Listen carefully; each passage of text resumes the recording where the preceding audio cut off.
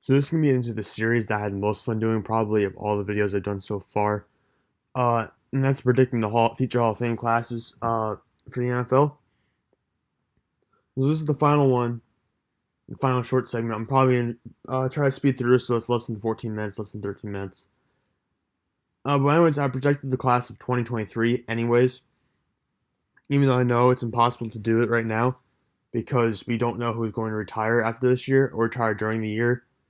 At this point, it's almost over though, so like we'll kind of get ideas like let's say I don't know, let's say Drew Brees would retire after this year. I don't think it's gonna happen, but if he did, he'd be eligible for the class of 2023. That'd be his first year of eligibility. Accurately project what that class is going to be until we know who's going to retire. But I went ahead and did it anyways with the names of guys who we have already retired to. And so yeah, these guys I'm picking. I'm picking Andre Johnson, Steve Atwater. Steve, that's another last name I don't want to even try. Torrey Holt and Lance Briggs. Steve Wisniewski. I can't say that. I'm sure if someone said that, I'd probably be able to get it eventually, but I just can't do it. So this is we keep going with the theme of the receivers. You know, we've been putting in, according to me, like a lot of receivers, but you know there are a lot of deserving guys who I just wanted to kind of put in. Make sure I mark their names off and put them where they deserve, and give them that recognition. So of course, Andre Johnson and Torrey Holt are among the guys who are in this class for me. Just start by breaking down Andre Johnson. He's obviously he's more a big body receiver. You know, if I had to compare someone like him to someone, I'd say he's a little bit more like a in my opinion, not necessarily bigger as in taller, but it's just maybe a little bit more muscular and less lean, kind of. Maybe a little bit less athletic in the open field, like more of a strong built kind of guy. You see, 7 Pro Bowls, 2-time first team All Pro selection, and this guy really, I'd say he's probably the greatest Houston Texan of all time. You know, in Houston, Texans only been around as a franchise for a short period of time. And kind of the guys who are like the faces, I guess you could say, if you looked at them historically, it'd probably be Andre Johnson, J.J. Watt, and maybe Mario Williams. So it's like, he's done up there in terms for a franchise that was kind of just came into the league. It's the newest one of any franchise. He meant a lot. See his production here. Led the league in receiving yards twice, in receptions twice, in yards per game 3 times. So he's got the numbers. You can see he's got the stretches of his career. If he just hadn't been injured these 2 years, look at where the production was like for this stretch of his career from here all the way down to here.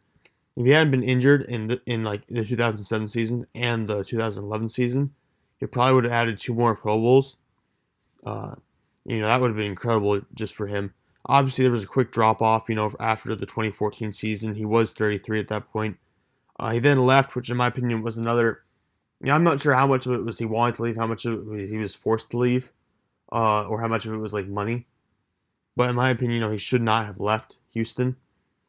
But he did. That kind of resulted in that drop off year. When the expectations were higher than what he produced. But in my mind, he's still definitely a Hall of Famer.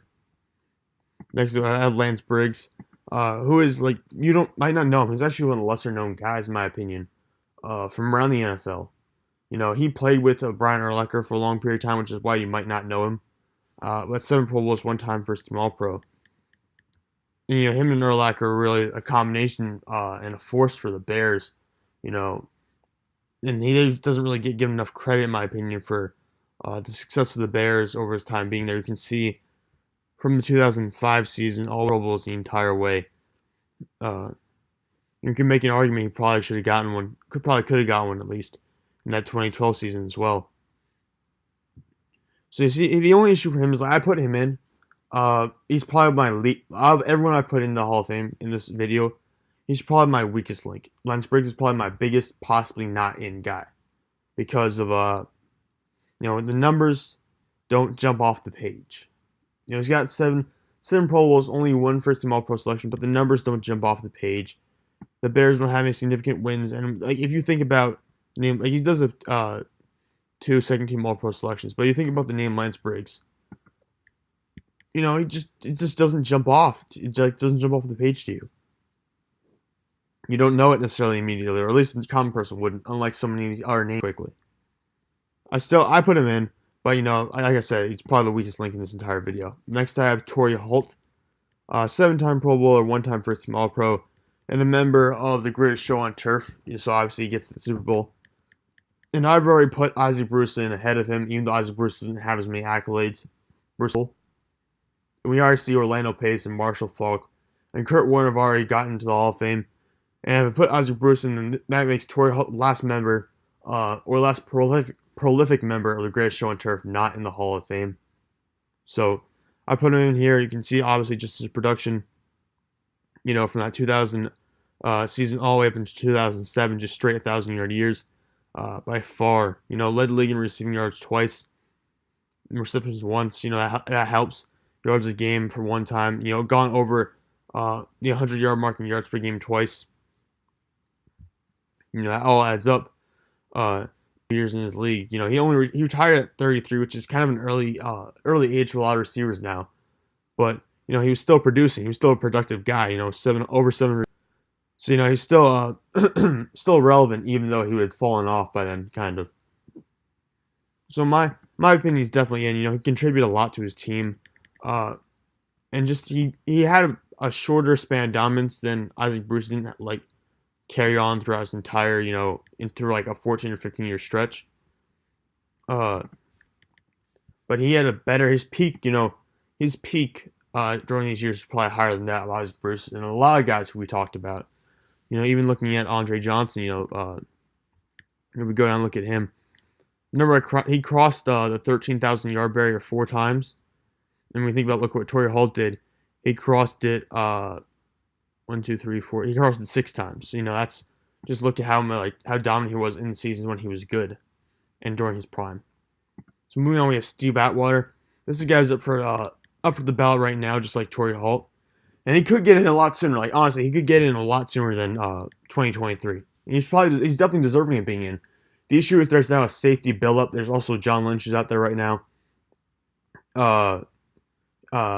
There's Brian Dawkins. There's going to be Ed Reed and Troy Polamalu. So there's going to be a safety buildup now. It's going to make it hard to get Steve Atwater in. He's a member of the Broncos Orange Crush team, probably one of the 10 greatest Broncos of all time. He was a heavy hitter. This was just like John Lynch I talked about earlier. He was a guy who hit hard. You didn't want to get hit by him, especially going over the middle. You might remember him from, if you search up Christian Okoye, he was this massive running back for the Chiefs. And Steve Atwater just flat out laid him out, man. Straight up. Didn't even, Steve Atwater didn't fall over either. He just ran into the dude and knocked him flat on his butt. It's probably one of the best hits you've never seen. So you should definitely check that out. Again, not like he's like John Lynch. He doesn't have the interception numbers, but if you watched him play and you dig deeper into him basically and his impact, you would see, just how good of a player he really was and just how deserving of this honor he is. Moving on, last guy we got Steve. I'm not going to try out last name again. 8-2 as far as Pro Bowls and first team All Pro selections. Again, he was with the Raiders. The Raiders during this 90s stretch weren't really, they were a pretty decent team, but they weren't an outstanding team. They did have that one Super Bowl run with Gannon, but I don't really know. I can't really say the time frame for that. I'm not an expert on the Raiders, but I'm pretty sure it was during this time frame. And you can see he's got a long streak right here, and kind of take a break, and he keeps going though. Look at the number of starts he's had. From 1992 up until 2001, he did not miss a start. That's like a Joe Thomas level kind of a starting stretch. You don't see that in a lot of guys, especially guys who are aging. And just look at all the, I know not all these are the Associated Press, but he's got a bunch of second team All Pro selections, and he was selected as a first team All Pro member by a lot of other organizations as well. So clearly his greatness was recognized. You see 1, 2, 3, 4, 5, 6 times he was selected to the second team All Pro. So I actually want to see who was getting first in those years, because if he was getting second consistently, I wonder who was ahead of him. But so that's he's got 2 first team All Pro selections and 6 second team All Pro selections. That covers that covers his 8 years as a Pro Bowl player. So, he was really good. He was really consistent. And a big contributor to that team, Like I said, I'm not an expert on the Raiders, but I can recognize this. I can recognize his greatness compared to the other offensive linemen who are up for ballot. I think he probably gets in before, or at least gets more consideration. Makes him. I don't know if he makes it in before 2023, but he'll make a push before 2023, in my opinion. Just one last thing I want to talk about here. It's the senior committee priorities. I have a list of guys who I think should be prioritized by the committee to put into the Hall of Fame, or at least considered. You can see the list here. I'm not going to bother reading out all the names. But if you go through this, you probably don't know as many of these guys. But you go look at their stats, and I highly encourage you to look up the stats of these guys. Talking about, these guys are Hall of Fame level players, and they've just been neglected for so long. To give you a quick rundown of it, Drew Pearson was. You've never seen Drew Pearson's catches probably for the Cowboys, unless you're a Cowboys fan. But he was really big for them back in the day. Elston Greenwood played opposite of not opposite. He was a defensive end for Pittsburgh during their golden years with Joe Green, and kind of got overshadowed by him. Jerry Kramer was a great O lineman. Jim Marshall, he was a defensive end who played like forever basically. Randy Gradshire, I remember the Orange Crush team. He was actually probably better than Steve Atwater in my opinion. He's probably the best player on that team, in my opinion. Ken Anderson's a one-time MVP, a quarterback. Andy Russell played linebacker along with Jack Ham and Jack Lambert, and that again on that dominant Steelers team. And Donnie Shell was a defensive back, playing next to Mel Blount on that team as well. Johnny Robinson was a great defensive back.